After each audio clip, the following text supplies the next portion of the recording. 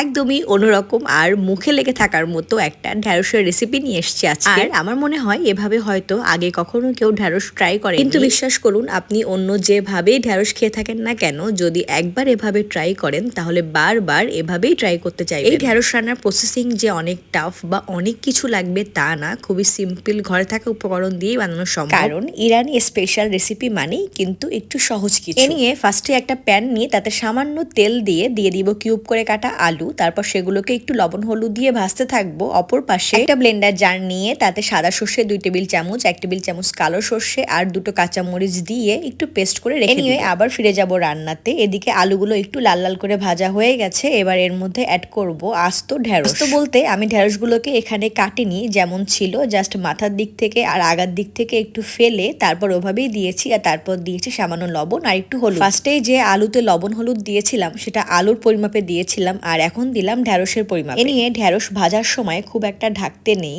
তাই সামান্য ঢেকে ঢেকে ঢ্যাঁড়সগুলোকে একটু লাল লাল করে ভেজে আলু আর ঢ্যাঁড়স নামিয়ে নেব। এবার আসি রান্নার মেন প্রসেসিং এ। সেম প্যানে আর একটুখানি সরিষার তেল দিয়ে দিব কালো জিরে সামান্য পরিমাণ। এক্ষেত্রে অবশ্যই সরিষার তেল আর কালো জিরে ইউজ করা ট্রাই করবেন, রান্নার ফ্লেভার বেশ ভালো আসে। দেন একটা কাঁচা মরিচ একটু ফালি করে দিয়ে নাড়িয়ে চাড়িয়ে অ্যাড করব 1/2 টেবিল চামচ মতো হলুদ গুঁড়া। দেন পুরোটাকে একটু সটে করে তারপরে অ্যাড করব আগে থেকে পেস্ট করে রাখা সর্ষে আর কাঁচামরিচের মিক্স। অ্যান্ড দেন এক্সট্রা কোনো কাজ নেই, জাস্ট ব্লেন্ডার জারটা ধুয়ে সামান্য একটু পানি দিয়ে অ্যাড করব পরিমাণ মতো লবণ আর সামান্য একটু ধনে গুঁড়া। এক্সট্রা কোনো মশলা দেওয়ার দরকার নেই, এতেই রান্না হয়ে যাবে। একটু নাড়িয়ে চাড়িয়ে অ্যাড করতে হবে বেশ ইম্পর্টেন্ট একটা জিনিস, আর সেটা হলো টমেটো। রান্নাতে টমেটো আর সরিষাটা কিন্তু বেশ ইম্পর্টেন্ট, সো এই দুইটা মোটো স্কিপ করা যাবে না। সামনে যেহেতু টমেটো সিজন আসছে, তো আপনি চাইলেই সর্ষে আর টমেটো দিয়ে এইভাবে ঢ্যাঁড়স ট্রাই করতে পারেন। সময় দিব সর্ষে থেকে পানিটা একদম শুকিয়ে আসা, কারণ আমাদের ঢ্যাঁড়স যেহেতু অলরেডি ভাজি করা,